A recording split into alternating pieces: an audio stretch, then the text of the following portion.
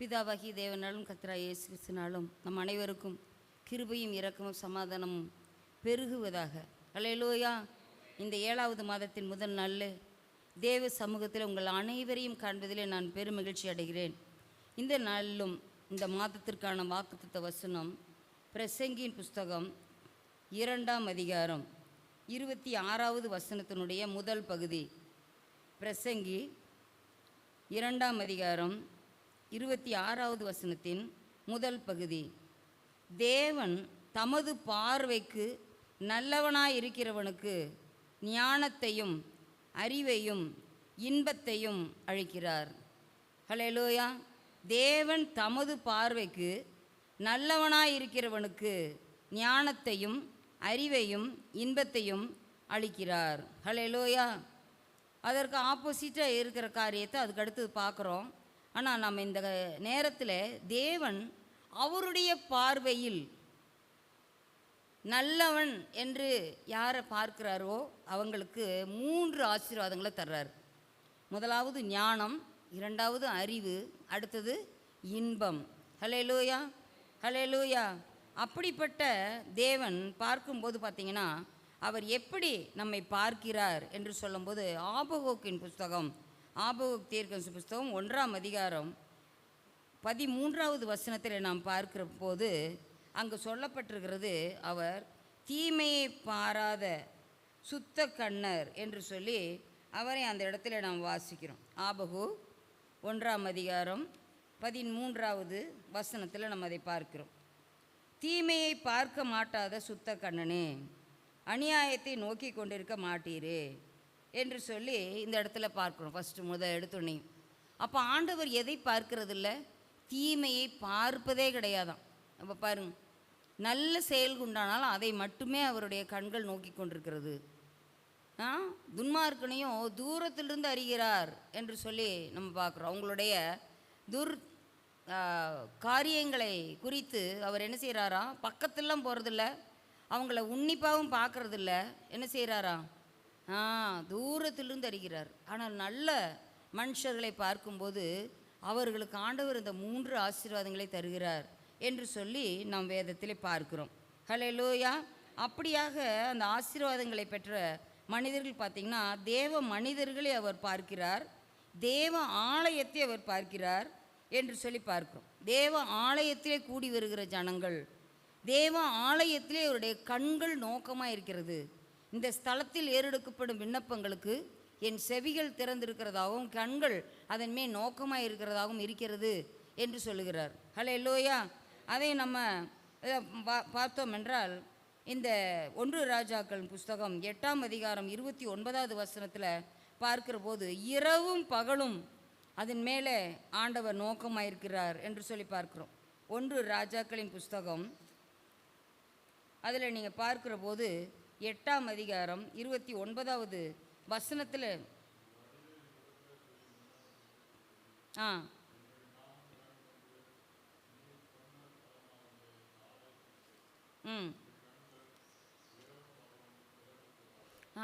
அவருடைய கண்கள் இரவும் பகலும் திறந்திருப்பதாக என்று சொல்லி இங்கே மன்றாடுகிறதை பார்க்கிறோம். அதையவே நாம் 2 நாளாகவும் 6:20 அதையே தான் வாசிக்கிறோம். அந்த தாவீது, சாலமோன் எல்லாருமே அந்த இடத்துல புதிய ஆலயத்தை கட்டும்போது அந்த இடத்துல அப்படி தான் சொல்லி ஜெபம் பண்ணுறாங்க. ஆலய பிரதிஷ்டை, ஒரு குழந்தையை பிரதிஷ்டை பண்ணுறோம், இல்லை ஏதாவது திருமண காரியத்தில் ஏதாவது ஒரு உறுதி எடுக்கிறோம், அந்த இடத்துலலாம் தேவன் என்ன செய்கிறாராம்? அந்த சொல்லக்கூடிய அந்த காரியங்களை அவர் உற்று கேட்கிறார். அந்த இடத்துல நம்ம எடுத்துக்கூடிய ஒவ்வொரு வாக்குறுதிகளையும் உடன்படிக்கையும், இந்த பிள்ளையை எனக்காக வளர்ப்பீர்களா என்றெல்லாம் சொல்லி இந்த பிரதிஷ்டை செய்யும்போது ஆண்டவர் அதை எல்லாம் பார்த்து கொண்டே இருக்கிறார். அப்போ அதே மாதிரி வளர்க்கும்போது என்ன செய்கிறாராம்? அந்த குழந்தைக்கு, அந்த பெற்றோருக்கு அதை வளர்க்கக்கூடிய ஞானம், அந்த குழந்தைக்கு நல்ல படிக்கக்கூடிய ஞானம், அறிவு எல்லாத்தையும் ஆண்டவர் தருகிறார். ஹல்லேலூயா. ஆகவே அப்படிப்பட்ட கிருபையை ஆண்டவர் தருகிறார். அடுத்து பார்த்திங்கன்னா நீதிமொழிகள் 15:3 பார்க்கும்போது அவர் நல்லோர் தீயோர் எல்லார் மேலும் அவர் என்ன செய்கிறாராம்? நோக்கமாக இருக்கிறார் என்று சொல்லி பார்க்க 15:3 நம்ம வாசிக்கும்போது அந்த வசனத்தை வாசிக்கிறோம்.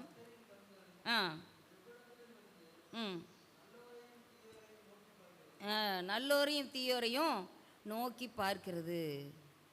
பார்த்தாலும் யாருக்கு தான் அவர் ஞானத்தையும் அறிவையும் இன்பத்தையும் தர்றாரு? நல்லவர்களுக்கு. தமது பார்வையில் நல்லவனுக்கு அவர் தர்றாரு. ஹல்லேலூயா. இந்த இடத்துல பார்த்தீங்கன்னா அவர் எந்த ஒரு குவாலிஃபிகேஷனும் இதில் எதிர்பார்க்கிறதே இல்லை. ஞானம், அறிவு, இன்பம் ஒருத்தருக்கு வேணும்னா அவங்க எப்படி இருக்கணும்? மனுஷருடைய பார்வையில் மாத்திரம் அல்ல, கர்த்தருடைய பார்வையிலும் நல்லவனாக இருக்க வேண்டும். ஹல்லேலூயா. தேவன் ஒருவர் தவிர நல்லவன் ஒருவனும் இல்லை என்று வேதம் சொல்லுகிறது. அதே சமயம் அவருடைய பார்வைக்கு அவனவன் தன் தன் பார்வைக்கு சரிபோனபடி செய்து வந்தான் என்று நியாயாதிபதிகள் கடைசி வசனத்தில் வாசிக்கிறோம். ஆனால் ஆண்டவர் இந்த இடத்துல என்ன சொல்கிறாருன்னா, நல்லவர்கள் வாழ்ந்து தான் இருந்திருக்கிறாங்க. ஹல்லேலூயா. இப்போ இந்த இடத்துல பார்க்குறோம், அவர் நல்லவர்கள் அவர்கள் மீது நோக்கமாக இருந்தபோது அந்த ஊர் என்கிற கல்தேர் தேசத்தில் ஆபிரகாம் அவருடைய பார்வையிலே நல்லவனாக தான் காணப்பட்டான். ஹல்லேலூயா. ஆகவே அவனுக்கு நல்ல ஒரு வாக்குத்தத்தத்தை கொடுத்து, நான் காண்பிக்கும் தேசத்துக்கு நீ போ என்று சொல்லி அவனுக்கு ஆசீர்வாதங்கள் கொடுத்து, எனக்கு முன்னே நீ நடந்து கொண்டு உத்தமனாக இரு, நான் உன்னை ஆசீர்வதிப்பேன், உன் சந்தியை பெருக பண்ணுவேன், கடற்கரை மணலை போல வானத்து நட்சத்திரங்களைப் போல பெருக பண்ணுவேன் என்று சொல்லி ஆசீர்வதித்தார். அவனுக்கு எல்லா விதமான ஆசீர்வாதத்தையும் கொடுத்தார். போர் செய்வதற்குரிய ஞானம், குடும்பத்தை நடத்தி செல்வதற்குரிய அறிவு, லோத்துக்கிட்ட சகோதரனிடத்தில் எவ்வளவு அழகாக சமாதானமாக பேச வேண்டுங்கிற அறிவு. இவனும் அதே மாதிரி லோத்துக்கு போலவே பேசியிருந்தா அந்த இடத்துல ஒரு சமாதானமே வந்திருக்காது. அப்போ அந்த இடத்துல அவனுக்கு ஞானம் எல்லாம் கொடுத்தார். கடைசியில் அவனுக்கு நல்ல ஒரு இன்பமான ஒரு ஆசீர்வாதங்களே அவனுக்கு கொடுத்தார். அடுத்தது பார்த்திங்கன்னா, நோவா அக்காலத்தில் வாழ்ந்த ஜனங்களுக்குள் எப்படி இருந்தான்? நீதிமானும் உத்தமனமாக இருந்தான்னு சொல்கிறோம். அவர் கர்த்தருடைய பார்வையில் நல்லவனாக அவர் கண்டதுனால பேழையை கட்டுவதற்கு தேவையான ஞானம், அறிவு எல்லாத்தையும் கொடுத்தாரு. கடைசியில் அந்த பேழைக்குள்ளாக அந்த குடும்ப உறுப்பினர்கள் இன்பமாக அந்த இடத்துல இருக்கக்கூடிய பாக்கியத்தையும் அவர் கொடுத்தார். ஹல்லேலூயா. ஏனோக்கு 300 வருஷம் அவன் வாழ்ந்த வாழ்க்கை எல்லாவற்றையும் ஆண்டவர் பார்த்துட்டு என்ன செஞ்சாராம்? அவனோடு சஞ்சரிக்கிற தெய்வமாய் காணப்பட்டார். ஏனோக்கோடு நடந்தவராக காணப்படுகிறார். ஹல்லேலூயா. அப்போ அவன் யாரெல்லாம் அவருடைய பார்வையில் நல்லவர்களாக தோன்றுகிறோமோ நம்மோடு அவர் உலாவுகிற தெய்வமாக இருக்கிறார். ஹல்லேலூயா.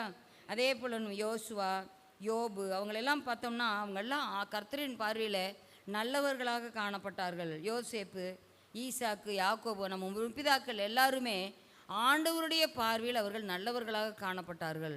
ஆகவே தான் அந்த தெய்வீக ஞானம் அவங்களுக்கு கிடச்சிது. இன்னும் அந்த தீர்க்கதரிசன புஸ்தகத்தில் வாசிக்கும்போது தானியேலின் புத்தகத்திலெல்லாம் தானியேல் நண்பர்களும் 3 நண்பர்களும் ஷாத்ரக், மேஷக், ஆபேத்நேகோ இவங்களாம் எப்படி இருந்தாங்க? நல்லவர்களாக வாழ்ந்தார்கள். அப்படிப்பட்ட பாபிலோனிய தேசத்துக்கு அடிமைகளாக கடந்து வந்த போதிலும் கூட அவர்கள் சின்ன வயதில் கற்றுக்கொண்டக்கூடிய அந்த பாடங்களை அவர்கள் மறக்கவே இல்லை. அப்படியாக அவர்கள் கர்த்தருடைய பார்வையிலே நல்லவர்களாக தெரிந்ததினால்தான் ஆண்டவர் பெரிய ஞானத்தை கொடுத்தார்.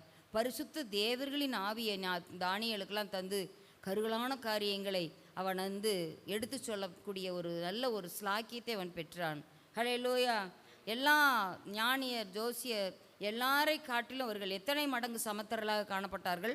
10 மடங்கு சமத்தர்களாக காணப்பட்டார்கள். ஹல்லேலூயா. அவனுடைய காரியம் எல்லாம் ஜெயமாய் விளங்கினது என்று சொல்லி நம்ம பார்க்கிறோம். ஹல்லேலூயா. ஆகவே தேவனுடைய பார்வை யார் மேல் இருக்கிறது? தேவனுடைய மனுஷர்கள், கர்த்தருக்காகவே தேவனுடைய சித்தத்திற்காகவே வாழ்கிறவர்கள் மேலேயே உள்ளது. ஹல்லேலூயா. அதே போல் தேவ ஆலயத்தின் மேல் அவர் கண்கள் எப்போதும் இருக்கிறது. ஆகவே தேவன் தமது பார்வைக்கு யாரெல்லாம் நல்லவன் சொல்லிட்டு பார்க்குறாருன்னு அப்படியே உற்று கவனித்து கொண்டே வருகிறார். அவர் பார்க்குறார். அதே சமயம் இன்னொருத்தனும் என்ன செய்கிறான்? பார்த்துட்டு தான் இருக்கிறான். எப்படியாவது ரொம்ப நல்லவனாக இருக்கிறான்ப்பா, எப்படியாவது அவனை சறுக்கி விடணும், எப்படியாவது அவன் காலை இடறி விடணும் என்று சொல்லி இன்னொரு புறம் சாத்தானும் பார்த்துக்கிட்டு இருக்கிறான். யோபின் புஸ்தகம் அதை தான் பார்க்குறோம். என் தாசனாகி யோபின் மீது கவனம் வைத்தாயோ எப்படின்னு சொல்லிட்டு. அப்போது 2 வகையான பார்வை நம் மீது எப்போதும் 24 மணி நேரம் விழுந்துட்டு தான் இருக்குது. நம்ம பிறந்த நாள் முதல் கொண்டு இந்த உலகத்தில் வாழும் நாள் வரைக்கும் நம்ம 2 பேருமே பார்க்குறாங்க. ஒன்று ஆண்டவராகி இயேசு கிறிஸ்து தேவன், இன்னொன்று சாத்தான். அவன் எப்படியாவது விழ செய்யணும்னு பார்க்குறான். ஆனால் ஆண்டவர் என்ன செய்கிறாரு? தூக்கி விடுறதுக்கு பார்க்குறாரு. ஹல்லேலூயா. அப்படிப்பட்ட அன்பின் தேவனுடைய பார்வையில் நாம் எப்படி காணப்படுகிறோம், எப்படிப்பட்ட ஒரு நினைவோடு நாம் காணப்படுகிறோம் என்று சொல்லி நாம் பார்க்கும்போது தேவன் தமது பார்வையில் நல்லவர்களாக எப்படி நாம் இருக்க முடியும் என்று சொல்லி பார்க்கும்போது, அவர் சத்தத்தை கேட்பவர்கள் நல்லவர்களாக வாழ முடியும். தேவ சத்தத்தை மட்டும் கேட்க வேண்டும். அப்போது நம்ம எப்படிப்பட்ட சூழ்நிலையில் இருக்கலாம்? நம்ம ஆண்டவருடைய பார்வையில் நல்லவர்களாக இருக்கலாம். அந்த நல்ல தேவன் நமக்கு கொடுத்த நல்ல வாக்குத்தத்தங்கள், நல்ல ஐஸ்வர்யங்கள், நல்ல உடன்படிக்கைகள் எல்லாத்துக்கும் நம்ம சொந்தக்காரர்களாக மாற முடியும். ஹல்லேலூயா. அடுத்ததாக ரெண்டாவது, அவர் சித்தம் செய்பவர்கள் தேவனுடைய பார்வையில் நல்லவர்களாக இருப்பார்கள். சத்தத்தை கேட்டால் மட்டும் பார்த்தாது, அவர்கிட்ட எப்படி இருக்கணும்? அவருடைய சித்தத்துக்கும் நம்ம கீழ்ப்படியணும். ஹல்லேலூயா. அதே போல் அவருடைய வழியில் நித்தமும் நடக்கணும். ஹல்லேலூயா. அவருடைய வழியில் நித்தமும் நடக்கணும். சத்தம் கேட்டு சித்தம் செய்யணும், சித்தத்தின்படி நித்தமும் நடக்கணும். அப்படி நம்ம இருக்கும்போது அவருடைய பார்வையில் நாம் நல்லவர்களாக இருப்போம். அதோடு கூட என்ன செய்கிறாருன்னா, ஒவ்வொரு நாளும் நமக்கு அவர் வார்த்தையின் மூலமாக, வசனத்தின் மூலமாக நம்மோடு பேசுகிறார். அவருடைய சொற்படி நம்ம வாழணும். நாலாவதாக, அவருடைய சொற்படின்படி வாழ்ந்தோம் என்றால் நல்லவர்களாக வாழலாம். ஹல்லேலூயா. தேவனுடைய பார்வையில் நல்லவர்களாக வாழ்வதற்கு ஆண்டவர் இந்த டிப்ஸ் எல்லாம் நமக்கு கொடுக்குறார். ஹல்லேலூயா. அவர் சொற்படி, அவர் பெருங்காற்றை அவர் சொற்படி செய்தான். பலத்த கீழ்காற்றை வரவழைத்தார், பலத்த மேல்காற்றை வரவழைத்தார், காடைகள் குவிந்தன, செங்கடல் பிரிந்தது. இதெல்லாம் நம்ம வேதத்தில் வாசிக்கிறோம். அப்போ அவருடைய சொற்படி காற்று, கடல் எல்லாமே அடங்குது. சூரியன், சந்திரன் எல்லாமே அடங்கி அதெல்லாம் தன் பணியை அப்படியே செஞ்சுக்கிட்டே வருது. ஆனால் தமது சாயலின்படி, தமது ரூபத்தின்படி படைத்த மனிதனோ என்ன செய்யலை? அவருடைய சத்தத்திற்கு, அவருடைய சித்தத்திற்கு தன்னை ஒப்பு கொடுக்காமல் வாழ்கிறதை பார்க்கிறோம்.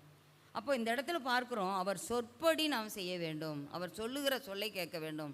நம்ம பெற்றோரே நம்ம பிள்ளைகளுக்கு எப்படி விரும்புகிறோம்? என் சொல்படி கேட்டீங்கன்னா தான் எல்லாம் அப்படிங்கிறோம். அப்போ சொற்படி கேட்கும்போது தான் நம்மளுக்கு எல்லாமே அந்த குழந்தைகளுக்கு நம்ம செய்கிறோம்.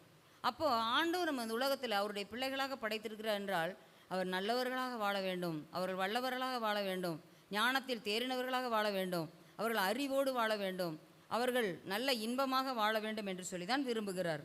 கர்த்தருடைய ஆலயத்தில் அவர் வரும்போது பார்த்தீங்கன்னா, உலகம் மாம்சம் பிசாசை ஜெயித்தவர்கள். ஐந்தாவதாக, உலகம் மாம்சம் பிசாசை ஜெயித்தவர்கள் ஆண்டவர் பார்வையில் நல்லவர்களாக இருப்பார். உலகம் நமக்கு சதமல்ல. ஏனென்றால் உலக சிநேகம் தேவனுக்கு விரோதமான பகை என்று சொல்லி வேதம் சொல்லுகிறது. அப்போ நம்ம உலகத்தை சிநேகித்தா தேவன் மேலே என்ன செய்ய முடியாது? நம்ம சிநேகிக்க முடியாது. இரண்டு எஜமான்களுக்கு ஒருபோது நம்ம ஊழியம் செய்ய முடியாது. ஆண்டவர் நமக்கு எல்லாவற்றையும் மேற்கொள்ள நமக்கு பலன் கொடுத்துருக்கிறார். மாம்சம் ஆவிக்கு விரோதமாகவும், ஆவி மாம்சத்துக்கு விரோதமாக போராடுகிறதா இருக்கிறது. அப்படிப்பட்ட அந்த போராட்டம் நிறைந்த வாழ்க்கையில் நாம் என்ன செய்ய வேண்டும்? மாம்சத்திற்கு நாம் உடன்பட்டவர்களாக வாழ்வதற்கு நாம் மாம்சத்திற்கு கடனாளிகள் அல்ல. ஆகவே நாம் ஆவியின் சிந்தை என்ன சொல்லுகிறதோ, தேவ ஆவி நம்மிடத்தில் என்ன கிரியை நடப்பிக்கிறாரோ அதற்கு நாம் கீழ்ப்படிந்து வாழ வேண்டும். அப்போது நாம் நல்லவர்களாக ஆண்டவருடைய பார்வையில் காணப்படுவோம். பிசாசை ஜெயிக்க வேண்டும். அவனுடைய தந்திரங்களில் நாம் விழுந்து விடக்கூடாது. வலது இடதுபுறம் சாயாமல் இருக்க வேண்டும். அடுத்ததாக நாம் பார்க்குறோம், கண்களின் இச்சை, மாம்சத்தின் இச்சை, ஜீவனத்தின் பெருமைக்கு விலகினவர்கள் ஆண்டவருடைய பார்வையிலே நல்லவர்களாக வாழ முடியும்.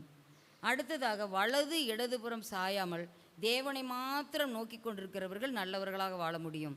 நம் கண்கள் நேராய் நோக்க கடவுது, உன் கண்ணிமைகள் உனக்கு உன்னை செவையாய் பார்க்க கடவுது என்று சொல்லி நீதிமொழிகளை நம்ம வாசிக்கிறோம். கால்நடையை சீர்தூக்கிப்பார், வலதுபுறமாவது இடதுபுறமாவது சாயாதே என்று சொல்லி ஆண்டவர் நமக்கு நல்ல சொல்கிறார். நான் வலதுபுறமாய் சாயும் போதும் இடதுபுறமாய் சாயும் போதும் வழி இதுவே, இதிலே நட என்று சொல்லி நம் காதுகள் பின் துணிக்கும் நேச சத்தத்தை மாத்திரம் கேட்டு நாம் நடக்கும்போது நாம் எந்த பகுதியிலும் சாயவே மாட்டோம். நமக்கு எந்த விதமான விழுதலும் இல்லை, நேராக இருப்போம். ஹல்லேலூயா. அடுத்ததுக்காக, அவருக்காக மாத்திரம் வாழ வேண்டும். ஹல்லேலூயா.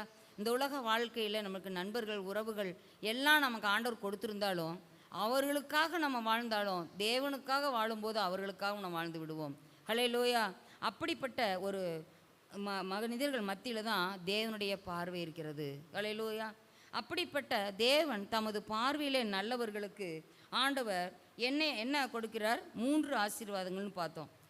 அதில் முதலாவதாக நாம் பார்க்கிறோம், ஞானம் தருகிறார். ஆதியாகமம் 41:33 நாம் வாசிக்கும்போது, யோசேப்புக்கு ஆண்டவர் பெரிய ஒரு ஞானத்தை கொடுத்தார். பார்வோன் அந்த கனவுகளுக்கு அவன் பதிலை தருகிற விதமாய் கனவையும் சொன்னான், அதனுடைய அர்த்தத்தையும் சொன்னான். அவனுக்கு பரிசுத்த தேவனுடைய ஆவி அவனிடத்தில் கிரியை செய்தது.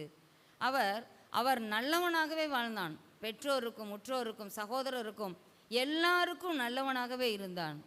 தேவனுடைய பார்வையிலும் எப்படி இருந்தான்? நல்லவனாகவே வாழ்ந்தான் யோசேப்பு. எந்த குற்றம் குறையும் அவனிடத்தில் காணப்படவில்லை. அப்படிப்பட்ட அவருடைய பார்வையிலே நல்லவனாக காணப்பட்ட யோசேப்புக்கு ஆண்டவர் ஞானத்தை கொடுத்தார். ஹல்லேலூயா. அதே போல் 1 ராஜாக்கள் 4:29 வாசிக்கும்போது சாலமோனுக்கு ஆண்டவர் நல்ல ஞானத்தை கொடுத்தார். ஹல்லேலூயா. இந்த ஞானத்தை நோக்கி நீ என் சகோதரி என்றும் புத்தியை பார்த்து நீ என் இனத்தால் என்றும் தேட வேண்டும். புதையல்களை தேடுவது போல இந்த ஞானத்தை தேட வேண்டும். வெள்ளியை தேடுவது போல தேட வேண்டும். பசும் பொன்னிலும் இந்த ஞானமே உத்தமம் என்று சொல்லி பார்க்கிறோம். எல்லாவற்றை காட்டிலும் பசும் பொன், வெள்ளி, புதையல், ட்ரெஷர் எல்லாவற்றை காட்டிலும் இந்த ஞானம்தான் பெருசு. ஹல்லேலூயா, ஹல்லேலூயா. ட்ரெஷர், சில்வர், கோல்டு எல்லாவற்றை காட்டிலும் இந்த விஸ்டம் தான் பெருசு.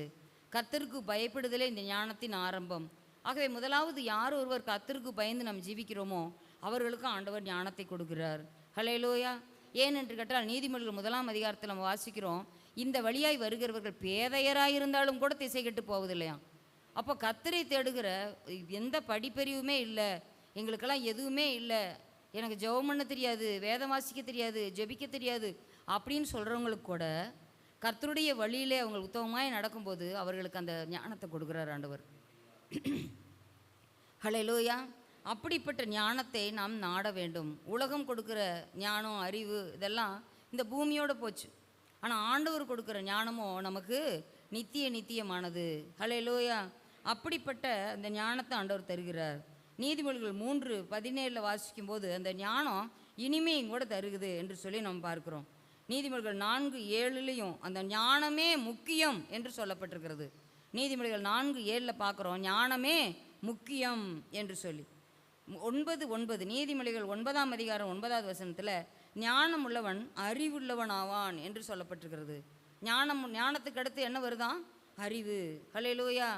அப்போது ஞானம் வேற, அறிவு, விஸ்டம், அது அறிவு, அண்டர்ஸ்டாண்டிங் பவர், அதெல்லாம் ஆண்டவர் தர்றார். புரிந்து கொள்ளுதல் எல்லாத்தையும் தர்றார். நாலேஜ் தர்றார். இப்போ பிரசங்கி 7ஆம் அதிகாரம் 12வது வசனத்தில் வாசிக்கும்போது ஞானம் கேடகம், ஞானம் திரவியம். திரவியம்னா செல்வம். ஞானம் ஒருத்தர் இருந்ததுன்னா நம்ம செல்வம் தன்னை போல் நம்ம சேர்த்த முடியும். ஹல்லேலூயா. ஞானம் தான் நம்மளுக்கு செல்வத்தை கொடுக்கும். கர்த்தரின் ஆசீர்வாதமே ஐஸ்வர்யத்தை தரும், அதனுடைய அவர் வேதனையை கூட்டார். நம்ம சுய போக்கில், சுய ஞானத்தில், சுய இதில் செயல்பட்டோம்னா அதில் அவ்வளோ தூரம் நம்மளுக்கு எதுவுமே ப்ராஃபிட் கிடையாது. ஆனால் ஆண்டவர் சொல்லுகிற அந்த சொன் பேச்சை கேட்டு அவங்க செயல்பட்டாங்கன்னா 2 படகுகள் நிரம்ப மீன்கள் பிடிக்க முடியும். ஹல்லேலூயா. அவர் சொல்கிறதை கேட்டு நம்ம நடந்தோம் என்றால் பெரிய பெரிய அற்புதங்களை நாம் செய்ய முடியும். ஹல்லேலூயா. இன்னும் ஏசாயா 47:10 நான் வாசிக்கும்போது ஞானமும் அறிவும் உங்களுக்கு இருக்குதுன்னு சொல்கிறார். ஞானமும் அறிவும் என்று சொல்லி ஏசாயா 47ஆம் அதிகாரம் 10வது வசனத்தை வாசிப்போம். ஏசாயா 47ஆம் அதிகாரம் 10. உன் ஞானமும் உன் அறிவுமே உன்னை கெடுத்தது, நான் தான் என்னை தவிர ஒருவரும் இல்லை என்று உன் இருதயத்தில் எண்ணினாய் என்று சொல்லியிருக்குது. அப்போது ஆண்டவர் நம்மளுடைய ஞானத்தையும் நம்மளுடைய அறிவையும் நம்ம பெரிதாய் நினைத்து கொண்டிருந்தோமானால் என்ன செய்வது போடும் சொல்லியிருக்குது? உன்னை கெடுத்தது. ஆனால் ஆண்டவருடைய தருகிற ஞானம், அறிவு, புத்தி, விவேகம், கர்த்தருக்கு விரோதமான ஞானமும் இல்லை, புத்தியும் இல்லை, ஆலோசனையும் இல்லைன்னு சொல்கிறோம். அதில் நம்ம நடக்கும்போது நாம் கெட்டு போக மாட்டோம், நம்ம நீண்ட நாள் வாழ்வோம், நீடிய ஆயுளை பெற்றுக்கொள்வோம். ஹல்லேலூயா. அடுத்ததாக நாம் பார்க்கிற இரண்டாவதாக அறிவு. 2 நாளாகமம் 1:10 நாம் வாசிப்போம். 2 நாளாகமம் 1:10.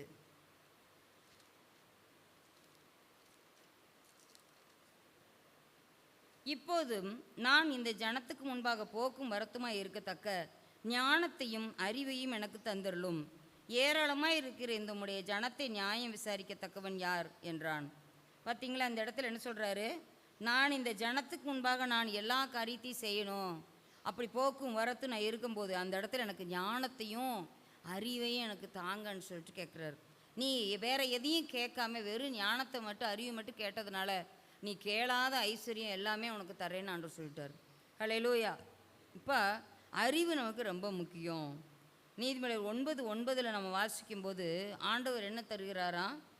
நீ அப்போது அறிவில் விருத்தி அடைவாய் என்று நம்ம பார்க்கிறோம்.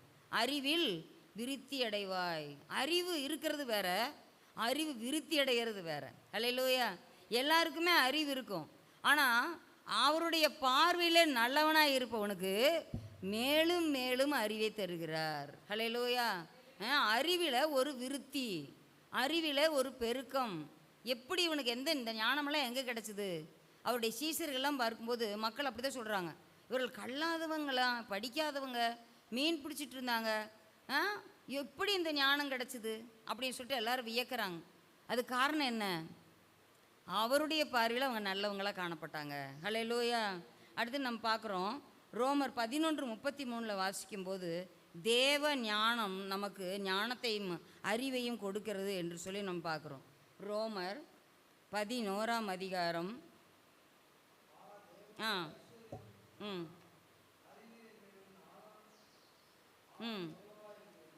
ஆழம் எவ்வளவாயிருக்கிறது என்று சொல்வோம். அது நம்ம ஆண்டவருடைய அறிவை நம்ம அளக்கவே முடியாது. அது ஆழம், நீளம், உயரம் எல்லாமே மிகப்பெரியது. அதான் ஆண்டவர் சொல்கிறாருல, என்னது? என்னுடைய நினைவுகள் உங்கள் நினைவுகள் அல்ல, என்னுடைய வழிகள் உங்கள் வழிகள் அல்ல. அது வானத்துக்கும் பூமிக்கு எவ்வளோ தொலைவோ அவ்வளோ பெருசாக இருக்குதுங்கிறார் ஆண்டவர். ஹல்லேலூயா.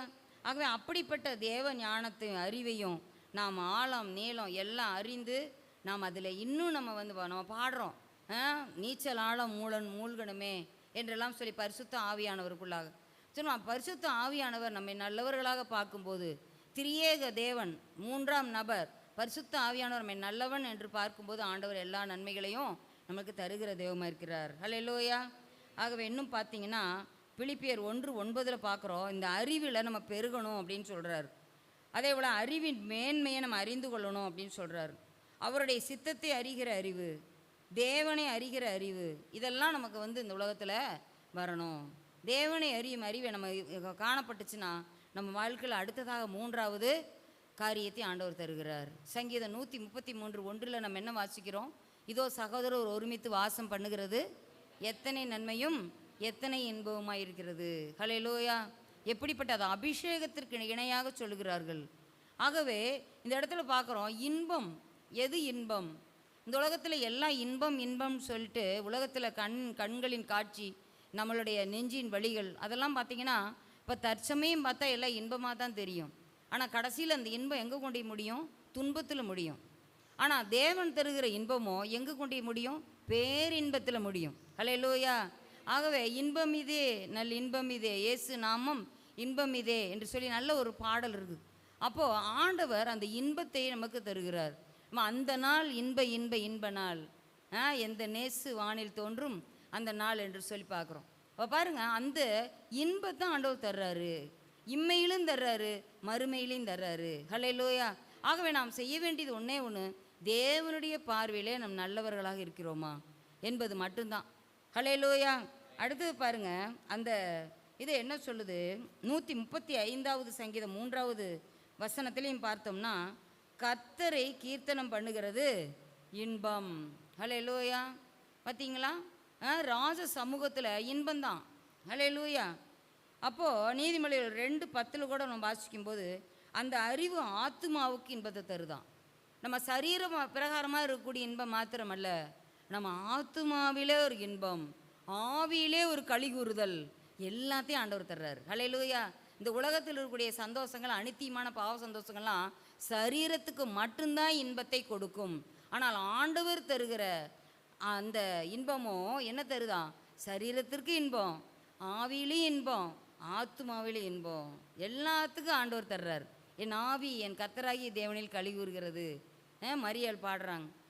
அப்போ பாருங்கள், இந்த இடத்துல அப்படிப்பட்ட ஒரு இன்பத்தை தான் ஆண்டவர் நமக்கு வைத்திருக்கிறார்.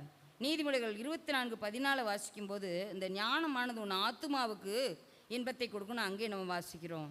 அப்போது பிரியமானவருக்கு இன்பமானவர்களாக வாழும்போது, நல்லவர்களாக வாழும்போது, நாம் பிரியமாய் ஆண்டவர் சமூகத்தில் இருக்கும்போது, உன்னத பாட்டில் வாசிக்கிற போது, என் பிரியமே, என் இன்பமே என்றெல்லாம் சொல்லி ஆண்டவர் உத்தமியே, என் புறாவே, நீ இன்பமானவள் என்று சொல்லி அந்த இடத்துல நம்மை புகழுகிறத காரியத்தை பார்க்கிறோம். ஆகவே நம்மளுடைய வாழ்க்கையில் ஆண்டவர் இன்பம் என்று சொல்லுகிறது என்னவென்றால், இந்த துன்பத்துக்கு நீங்களாகி நம்மளுக்கு இன்பத்தை தருகிற தேவன் நம் தேவன். ஹல்லேலூயா. உங்கள் துக்கம் சந்தோஷமாய் மாறும் அப்படின்னு சொல்கிறார். அப்போ என்ன அர்த்தம்? இந்த துக்கம் நிறைந்த உலகம், பாடு நிறைந்த உலகம், கண்ணீர் நிறைந்த உலகம், கவலை நிறைந்த உலகம், அதில் நம்மளுக்கு தேவன் அவருடைய பார்வையில் நம் நல்லவர்களாக இருக்கும்போது நமக்கு மாத்திரம் ஒரு ஸ்பெஷல் இன்பத்தை ஆண்டவர் தர்றாரு. ஹல்லேலூயா. எவ்வளோ கஷ்டம் பாடுகள் எல்லாம் வந்த போதிலும் கூட அவர்கள் இன்பத்தை ஆண்டவர் தந்ததினால்தான் பவுலும் சீலாவும் பாட முடிந்தது. அவர்கள் அந்த இயேசு கிறிஸ்துவனுடைய அன்பை நினைத்து பார்த்து அந்த இன்பமான இனிமையான தேவனை பாடாமல் அவர்களால் இருக்க முடியலை. ஆக அவருடைய பார்வையிலே ஆண்டவர் அவர்களுக்கு இன்பத்தை தந்தார். நம் துக்கம் சந்தோஷமாக மாறும்.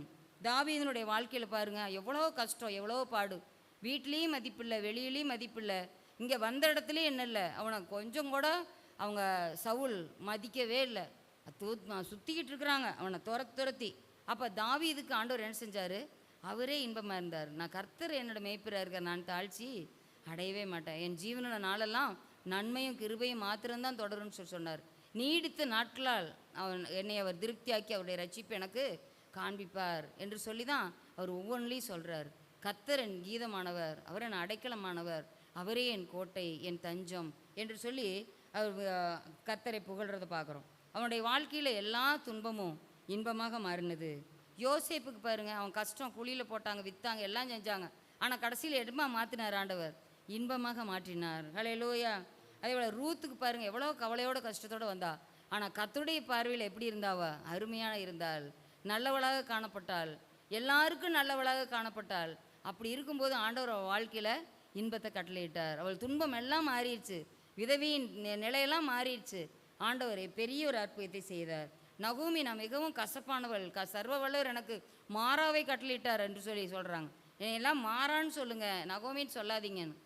ஆனால் ஆண்டவர் அந்த மாறாவை மதுரமாக மாற்றினார். ஹல்லேலூயா. அதே போல் யோசுவா, காலேப் அவருடைய வாழ்க்கையெல்லாம் பாருங்கள், அவங்க கஷ்டப்பட்டு அந்த 40 வருடம் எப்படி வழி நடந்திருப்பாங்க. ஆனால் எல்லா சூழ்நிலையிலையும் ஆண்டவர் சித்தத்துக்கு மாத்திரம் தங்களுடைய காதுகளை திறந்தார்கள், அதற்கு தங்கள் கால்களை ஒப்பு கொடுத்தார்கள். எங்கு சென்றாலும் நல்ல காரியங்களை மட்டுமே பேசினார்கள். எதிர்மறையான காரியங்களை எதுவுமே அவங்க பேசவே இல்லை. அவங்க வாழ்க்கையில் எல்லாமே பாசிட்டிவ் தான், ஒருபோதும் நெகட்டிவ் ஸ்டேட்மெண்ட்டே கிடையாது. பாசிட்டிவாக பேசுனால ஆண்டவர் அவங்களுக்கு பாசிட்டிவாகவே இருந்தார். ஹல்லேலூயா. அப்படியாக அந்த மொர்தெகாய், எஸ்தர், மற்ற யூதர்கள்லாம் பாருங்கள், அவங்களுக்கு எப்படி இருந்தது? சூசான் நகரம் கலங்கினது என்று சொல்லி பார்க்குறோம். ஆனால் அவர்கள் கர்த்தருடைய பார்வையில் உபவாசத்திலும் ஜெபத்திலும் மற்றவர்கள் எல்லாருக்கும் கீழ்ப்படிதலும் அன்பிலும் ஒரு எந்த ஒரு ஆசை பற்று எதுவும் இந்த உலகத்திலும் இல்லாமல் ஆண்டவருக்காக வாழ்ந்தாங்க. அப்படி வாழ்ந்த நிமித்தமாக ஆண்டவருடைய துன்பத்தை எல்லாம் மாற்றி இன்பமாக எந்த அளவுக்கு கஷ்டப்பட்டாங்களோ அந்த அளவுக்கு சூசான் நகரம் என்ன செஞ்சது? களித்து பெருகினது. ஆகவே அன்பான சகோதரனை சகோதரியே, இந்த நாளில் நாம் தியானித்த வசனத்தின்படியாக தேவன் தமது பார்வைக்கு நல்லவனாய் இருக்கிறவனுக்கு ஞானத்தையும் அறிவையும் இன்பத்தையும் தருகிறார் சொல்கிறோம். ஆகவே இந்த வசனத்தின்படி நமக்கு ஞானம், அறிவு, இன்பம் இதெல்லாம் நமக்கு நிரந்தரமாக வேண்டுமென்றால், பரலோகம் செல்லுவரைக்கும் வேண்டுமென்றால் ஆண்டவருடைய பார்வைக்கு மாத்திரம் நல்லவர்களாக வாழ்ந்து விட்டால் போதும். அப்போ வாழ்ந்தும்போது ஆண்டவர் இந்த ஆசீர்வாதங்கள் நமக்கு தருகிறார். நாம் ஜெபத்தோடு ஒப்பு கொடுத்தவர்களாக திருவிருந்தாராதனை கடன் செல்லலாம்.